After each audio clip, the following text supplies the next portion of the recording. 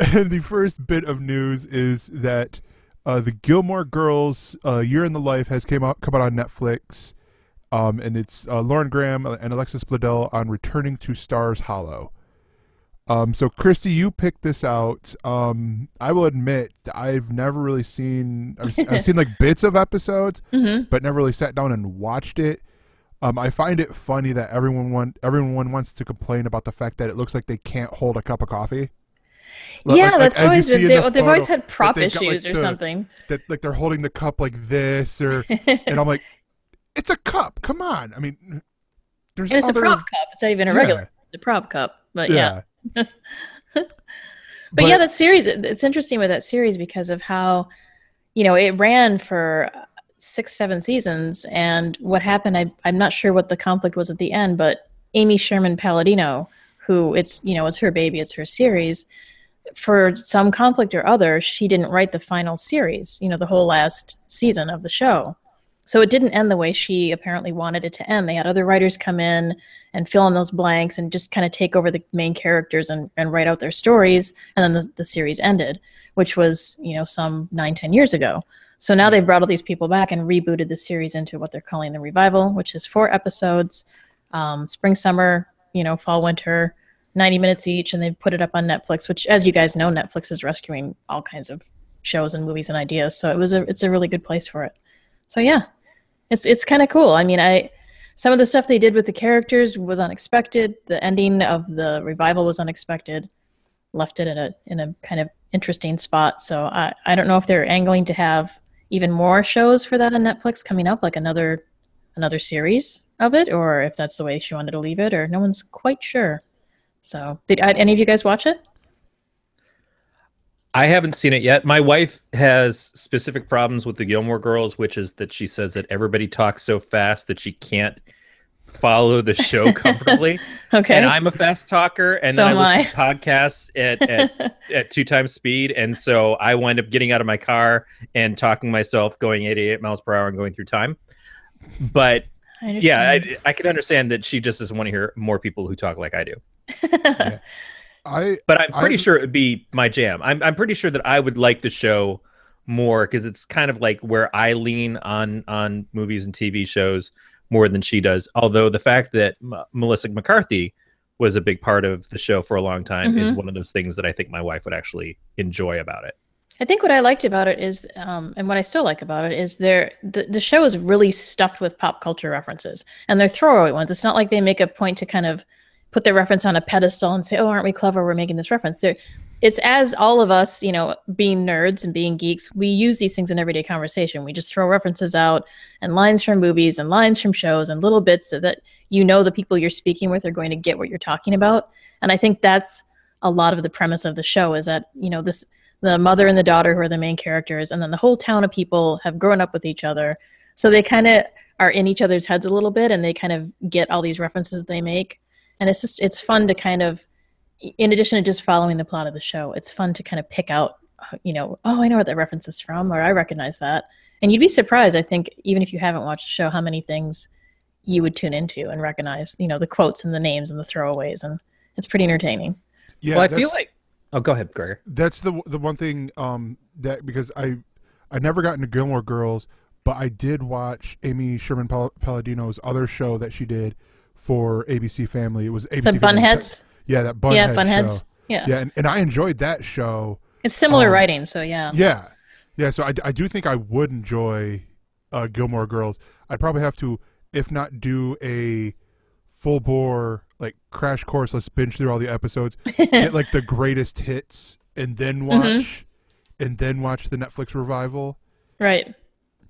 Yeah, you And I could do was that. gonna, There's like Yeah, some kind of like landmark episodes that you could watch. You could probably watch like 2 or 3 from each season, and it would give you a good idea of the storyline. That's the structure of the storyline. oh, they should do a Before. thing like that Harry Potter, all the Harry Potter movies done in an hour and a half that was Oh just recently yeah, released online. yeah. I was gonna say, it seems like the CW, and then even going back to when it was the WB before it and UPN combined, was sort of the beginning of shows that were doing pop culture references because when Buffy was on, Buffy seemed like it was a lot of the pop culture references kind of leaking into it when they started calling the Scooby Gang, and that kind of built out. I remember Veronica Mars making pop culture references, and I'm like, but she's supposed to be in high school, and I don't know if she would know as many of these as she does, but maybe it comes from the relationship with her father. But I've seen that now. This last week, the DC shows on the CW were doing their big crossover invasion, and Cisco has this moment where he's in the Arrow Cave, and they've got all the other tech geeks and stuff hanging out, and they're all making movie references. And then they also do it over on Legends of Tomorrow, where he's like, oh, you're pulling a Princess Bride reference on me? And he was just kind of like upset. He's like, okay, so everybody's got some geeky guy in the room that can make some pop culture references. And he felt a little bit put off by it. But that's true. That's really, it's become such a big thing in our culture now to do that. And when you see like Ready Player One, which is a book that's based completely around it, you kind of have to go back to, I think it really began hitting the pop culture to reference other pop culture in that era, in the Buffy era. I think Joss was the one who made it massively widespread. I mean, we watched Gremlins recently on Podcast of Terror. And Podcast of Terror, oh no, sorry, Gremlins, because it's about us. Gremlins does references to a lot of Spielberg stuff in the movie, but that's because it was a Spielberg produced film. So they're kind of trying to bring that back. And then Gremlins 2 is a lot of pop culture stuff as well. But it's almost like those two movies are not par for the course. It was rare to see something like that happen, but it's bled into us so much now that I think with media becoming so prevalent that we all are getting to watch shows together that maybe we wouldn't have seen otherwise, because now they're streaming on Netflix or Amazon. We're all reading comics more. It's hit the zeitgeist so hard that it's almost impossible not to quote these things when they pop up. That's what I was going to say, is I think that's why it resonates, is because it's not just, clever screenwriters that are putting these phrases together and pulling these things out of movies and films and TV shows. It's because we all talk like this. So many of us talk like this on an everyday basis to the people we know. So in a show, it resonates even more because it's just how things are. Yeah, or even then with like shows like Gilmore Girls and Buffy and all these ones that made the Veronica Mars, that made the pop culture references. The younger viewers might be like, all right, I'm making this reference, not realizing it's a reference to something else. And I think of it this way. I watch a lot of British TV, and one of the shows on there is a panel show I watch called Mock the Week, where they will do the same bit that they do on How I Met Your Mother with, but it's only with private browsing. Whenever they say private browsing, they're like private browsing, private browsing, and they do that. And so it's like, I could do that, then I could be the snob and go, oh no, I'm not making the How I Met Your Mother reference. This is a Mock the Week reference. What? Exactly. You probably never heard of it. Yeah, you probably never heard of it. Let me go put my pork pie hat on and go segue over to the next food truck. It's your meta reference. Yeah. And we're definitely in an era now where we're going to see people that are going to make reference to the new Ghostbusters movie that don't know the references to the old Ghostbusters movies. And I'm going to be the old geek in the room going, Jesus Christ, kid, what are you killing? It's like, you can't just reference, you have to see the old ones too. You have to understand that this stems from something. But that's the same thing as when I was a kid, and I grew up with movies that were obviously referential to stuff that existed way before I was around. And so it's kind of like we passed the geek baton, but now we can all draw from the same stuff so much that it's almost hard to not insert those things into stories and to not constantly do that shorthand. And sometimes it's to the detriment of the stories if in the long run, 10 years down the road, they're not going to get the same pop culture references, or they're going to see them connected to newer things instead. Right, but that's the beauty of our streaming system that we have now with places like Netflix, is that the Gilmore Girls show, sure, that would air on, whatever random television network as a rerun. But it wasn't until it hit Netflix that it hit a whole new generation of people. Yeah. So people who are watching that show in grade school going into high school, who are older now, it's now the new people that are going into, just going into high school are watching Gilmore Girls. It's like another generation of people. And that's happened with so many shows, I think, is that they pop up on Netflix. Someone's bored on a Saturday. They go, "What's that show?" And then they start telling their friends about it. And the buzz gets created around a show that was made in like, the early 90s or the 80s or something, which is really cool, actually.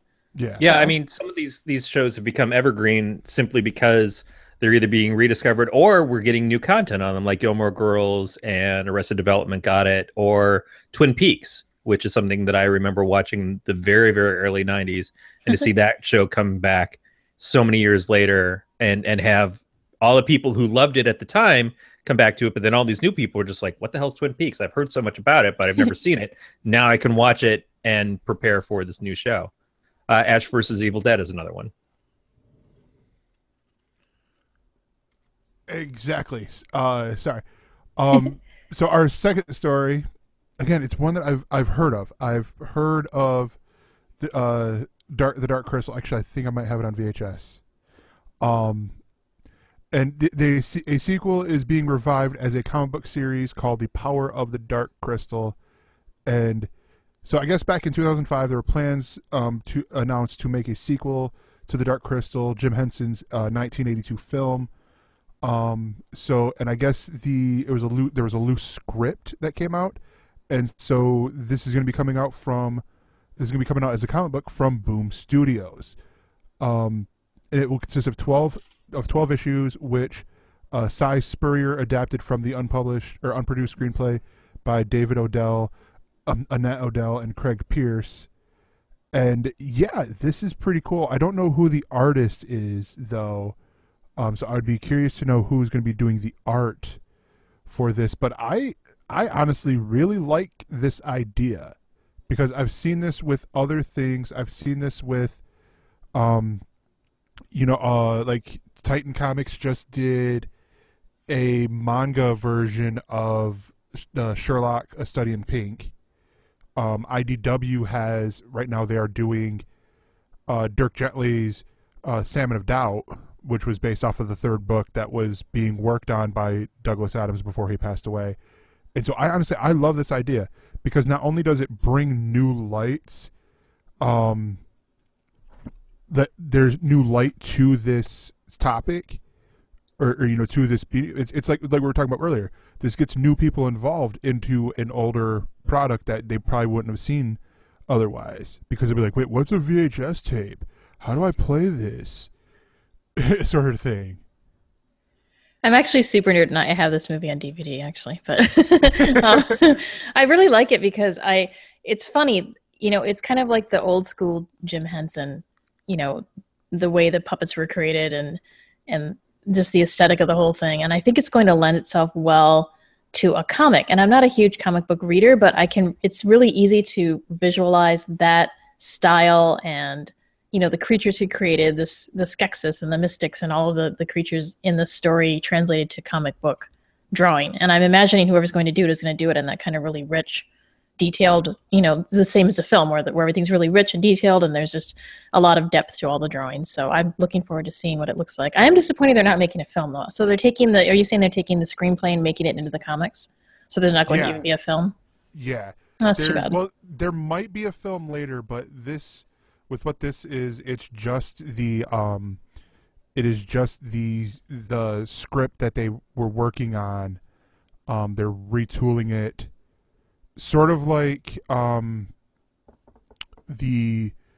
was it? Dark Horse, before Marvel bought Star Wars. Dark Horse did a series based on the original transcript for Star Wars. So they had a series called The Star Wars that was based. I'm like, wait, whoa, this is weird. Even using the models of like what Chewbacca was going to look like and how he looks like. I'm blanking on the character's name, but the character from Star Wars Rebels. His species, Luke Starkiller, and I think Anakin Skywalker maybe was one of the characters. It was it showed the original take because that script material was still sitting around. They've tried for a while to get Dark Crystal and Labyrinth, both sequels. They've also done some other comic stuff. I think Boom maybe actually has been in charge of getting some of the other comic stuff published around these properties. Neil Gaiman was even associated with them at some point, or maybe it was another one of his properties was in the running too.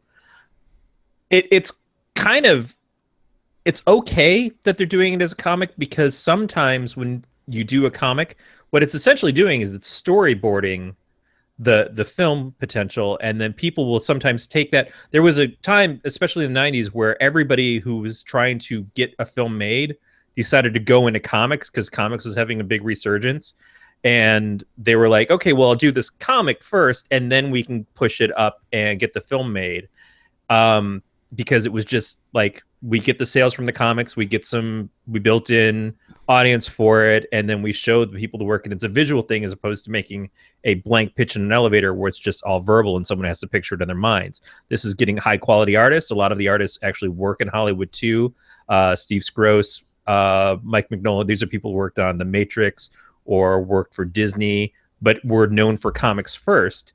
So it's very easy to see that this is something, especially since Boom does so many licensed comics anyways, things that are based off of animation or based off of other film properties, there's no reason to think that it couldn't go in the reverse. And they've got such a great relationship with the Jim Henson Company as it is. And see, that might be really cool, because if, like you said, once they do make it into a comic, which is essentially a kind of, expanded storyboard, that might encourage them to really want to see what it's like, pushed out into 3D and made into a film. So it might be actually good for the story that they're doing this. That's really cool. Yeah, and The Dark Crystal was such an interesting film in and of itself because it was 1982, so it's about 4 years before Labyrinth came out.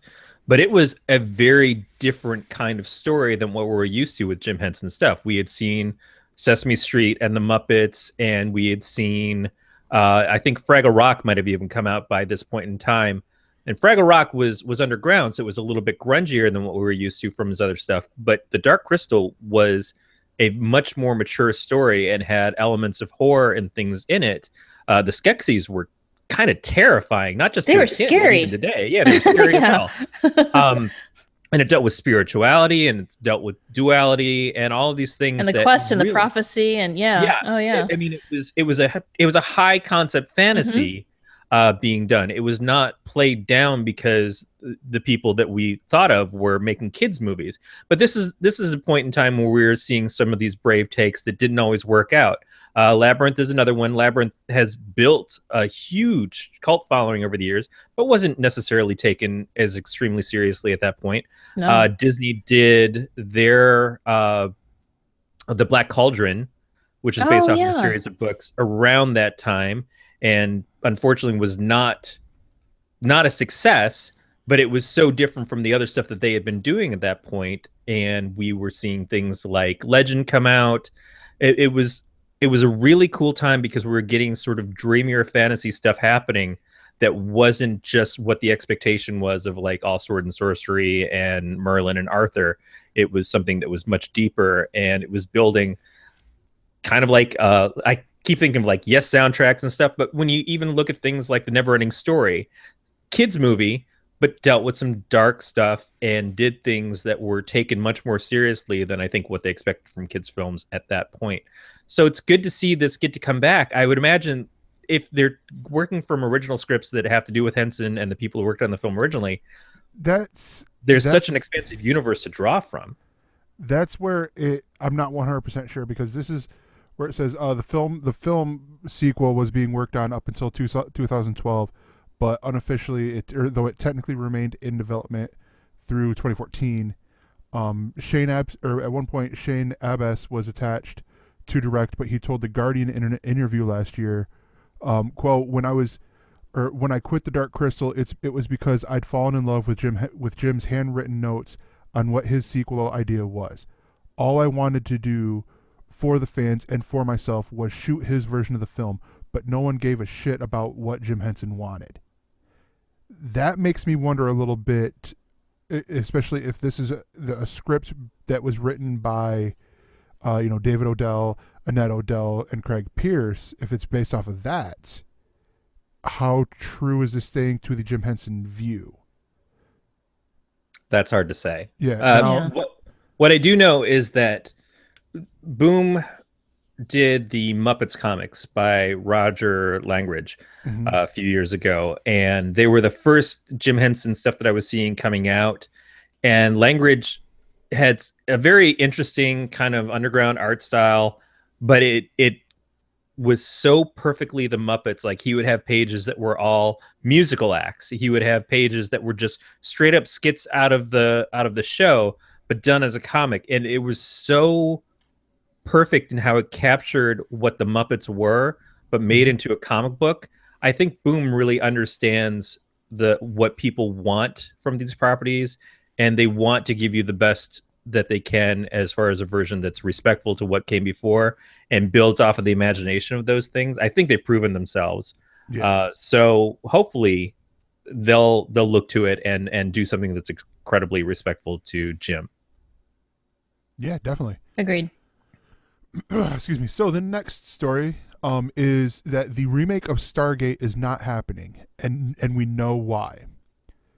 So, despite the fact that the 1994 film from director Roland Emmerich and writer-producer Dean Devlin gave us 3 live-action and 1 animated television series, plus a wide variety of novels and comic books, excuse me, that fans happily consumed, the franchise now seems to feel too above us to give any more. This despite the fact that we'd been teased with rumblings of MGM and Warner Brothers partnering with Emmerich and Devlin for a brand new trilogy. But now in an exclusive interview with Empire, Devlin reveals that the plans for a remake have fallen through. And I guess according to him, he was... Wait, what? Okay, I did not know Devlin was involved with the Librarians, which is awesome. I love that show. Yeah. A quote from him is, it looked good for a couple months, but now it's not looking so good. And so I'm going to sound like the young idiot jackass here, and I've never seen Stargate. Yeah. Well, Stargate's interesting because there's so many different versions of Stargate. I mean, you have the original movie, which is kind of an entity, unto itself. They did bring the characters into the series, but they were different actors, and I kind of feel like the main Daniel Jackson character actually had kind of a different feel going into the series. I don't know how much you guys have seen of it. And then there are the 2 films made kind of from the beginning of the original series. So you have the Arc of Truth and you have Stargate Continuum. And those were good standalone movies on their own. And then they, of course, spun out and they did, Stargate Atlantis and Stargate Universe. I'm not a Stargate Universe fan because I almost feel like they were trying too hard to be like, hip with Stargate, which was just kind of weird. Yeah. But Stargate Atlantis to me kind of also fit into the SG-1 trope and the themes that the original movie set down. So in making another movie, it sounds like they're trying to remake the original Stargate movie. And I mean, it almost seems like, I'm a Stargate fan, don't get me wrong, but this almost seems like overkill because they already redid the Stargate movie and they regenerated it into this new TV series and these 2 TV movies and these other series after, the original SG-1 series. So yeah. Maybe it's a good thing because what are they going to do? Just stick other actors in those roles and expect what from it, Yeah, and I don't know, maybe it could be something where they have something different in mind. But looking at the article here, it says, it says that that he attributes, so Devlin puts a lot of the blame on the current system of movie making, where everything is driven by numbers and a desire for the idea of a franchise without the same sort of attention being paid to the product itself. And so I see that, like, if it does seem like it's just going to be a money grab, and like where it could just be, oh, let's retell the same stories that we've told time and time again. The only thing that I think might be like a saving grace for this, since you had pointed out that Devlin is involved in it again, is that he originally had that 1994 feature film Stargate and he wrote it as a trilogy from what I heard. So he originally wrote, the first one, and then he had 2 more planned, but he never got to do 2 and 3. So maybe in his mind, he wanted to come back and do 2 and 3, but now the whole Stargate series has evolved so far past that with all the different TV shows. Maybe it's just beyond, the idea that he had maybe doesn't fit like a puzzle piece in with the universe anymore. Yeah. Right. So there gets to be a point where if the shows have outperformed the movie, I remember seeing it and I remember being okay, but it didn't grab my attention, but the show took on such a huge life of its own. And then to have spin-off, that was where the fanship was. I don't know that the movie has the same degree of fans, and certainly going back further. So it's kind of like if they had done the Highlander films and then they did the Highlander series, and then they went back to the films and just completely ignored the series. When the Highlander series got really popular in the 90s and itself had spin-offs and stuff, if they had done the films again and just like said, well, we're just going to ignore that, that would have put people off. Right. I think that it's the same thing with this. If we like, oh, Stargate, the shows never happened in this universe, we're just going back to the first film again, I don't know if people would be receptive to it. They have an expectation now. And also, Corey, circling around to what we were talking about earlier, oddly with the Gilmore Girls references, the original Stargate movie was more of a straight man movie. You know, it was a sci-fi film, pretty straight ahead. You know, it had its own story and all that type of thing. But there were bits of it that were funny, but not kind of like a notable humor. Where when you look at SG-1, there's a ton of pop culture references, and the main characters of that show, you know, Daniel Jackson and Sam, and they've kind of become their own. They've got their own little fan base, and they make a lot of references in that show, just like what we were talking about with the Gilmore Girls. You know, where they reference current things that are going on, which of course are dated now because the show's older, but you still get the references and you get the jokes, and it's almost like even when they had a serious story, they still would break out and have those little moments that were kind of funnier. So it's almost like the Stargate movie and the Stargate TV shows are further separated, and maybe that's why Devlin is hesitating. Yeah, exactly. Maybe that's why Devlin is hesitating more. But could you get a point though where you run into a Star Trek situation here, where we are so far gone past the original with Kirk and Spock and all that that it could then be new for people. Thus, we got Chris Pine as Captain Kirk and stuff like that. I don't know that Stargate's old enough to do that. What do you guys think? I've never seen Stargate, so I don't know. Oh, okay. Corey, then. Well, I think it would be to its own detriment if they tried to recast those characters. Oh, yes. It would be now a third time, because they've had them in the original movie and then they recast them for the TV series, and then now we're going to say, oh, but here's these characters again. I think at the very least you get James Spader back, or you get Kurt Russell back if you can somehow get them to be there to pass it on, just to have that connection to the old thing. But obviously years later we're going to see new characters, we're going to have new stories that we need to develop. So if he planned it as a sequel that includes those original characters, that's probably not going to work. But if he plans it as a sequel, like we're continuing what we started in Stargate, but here's where it affects other people in the universe and stuff, that may make a little bit more sense. Okay, but they've already done this. They already had Stargate Atlantis. They already had Stargate Universe. So, like, I think this ship has sailed, guys. I really do. Yeah, it's I mean, on the one hand, who could have thought that after the years in between that Star Wars was actually going to come back? Also true. And then when it came back, that it was going to be kind of universally despised for coming back, but then it was going to come back again and be great again. And then we were finally going to get spin-off stuff from the universe that isn't about the Skywalkers and things. Like, that's what we're looking forward to now. The audience can be very forgiving if you can take a really good idea and invent it again for the new people. I mean, I'm not saying that this has actually happened, but Devlin did Independence Day and did Independence Day 2, and now there's going to be an Independence Day 3. So it's not quite the same distance of time, but it's pretty close. They were not far apart in when Independence Day came out compared to when Stargate came out. It was only like a 2-year difference. True. So the audience can be forgiving if you give us good product, or if you can get us excited again. It's just the matter of, can we disconnect from what so many people loved about Stargate that wasn't the film? That's the hardest part. Hold on. You got one thing here that I wanted to. I had something that I wanted to mention that was sort of smart about this, but I don't. Sorry, I forgot it. I so forgot. But yeah, I mean, I'm cool with this. I mean, I'm cool with them doing. If they do different things, and sorry, I remember what it was now, because you said that Devlin did the first 2 Independence Days. Independence Day 2 did enough money to warrant a third. I mean, it's listed as he's a producer on, and it's been announced for 2018. Ugh.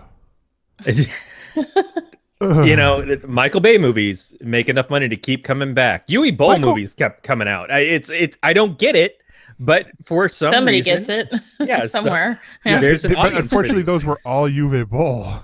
Yeah.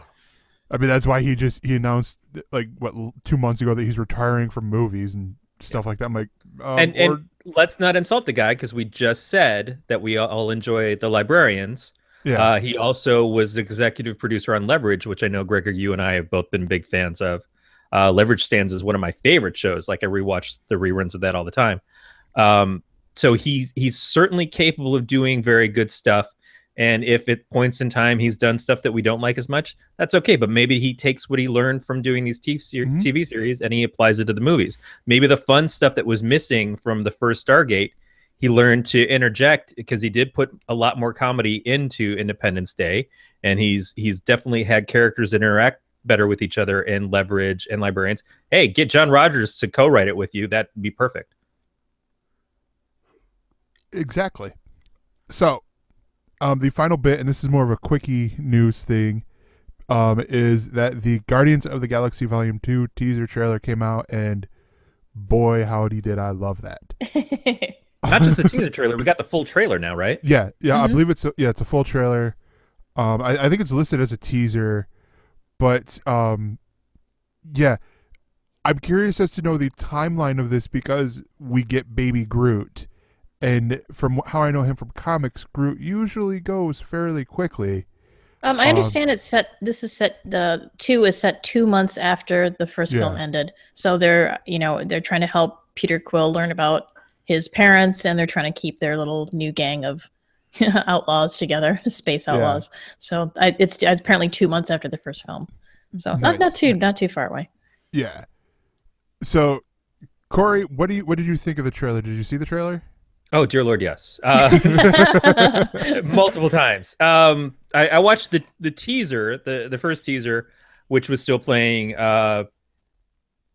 Hooked on a Feeling over the stuff, where it was just like the slow crawl stuff of like, here's the characters, here's some stuff, and then you see Baby Groot at the end of it. I'm like, holy crap, Baby Groot is going to be huge.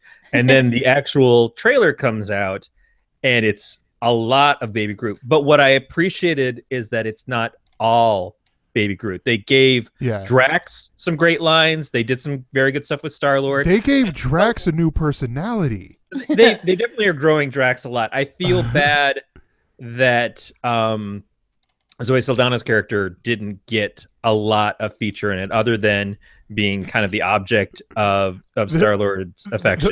The brunt of the joke. Yeah, it's a good joke. I love seeing Mantis in there because I was a fan of the Abnett and Landing stuff when these characters were first starting to get popular. Mm-hmm. But the interaction between Rocket and Groot, and then the argument back and forth of like, if anybody's going to have tape, it's going to be you. It's so it's going to be the one with the atomic bomb in his bag. Like I rewatched all the Captain Americas. I rewatched the Marvel movies way too much. It's kind of a sickness. The Captain America movies are probably my favorite of the Marvel films, and I think that the directors of the second one and the third one, who are now going to be doing the Avengers, I think they're great. The Russo brothers. Yep. Is that right? Okay. They're fantastic, great superhero action films. They're just so well done. But if I was ever going to be a filmmaker, the kind of films that I think I would be more likely to make would be closer to what James Gunn does. Mm-hmm. And certainly what he's done with the Guardians of the Galaxy films. He just lands the comedy, he lands the heartstrings, he does everything he can to just pull you in. And we talked about when we were reviewing Guardians of the Galaxy the first time, it feels like such an Americana movie, the way that he utilizes the soundtrack and everything. But if you go back and you watch things like Slither, he's already laid that groundwork. Even if you watch his weirder stuff, he's been so himself, and I think that that's fantastic because he hasn't changed. He's grown. He's absolutely grown. He's become more precise.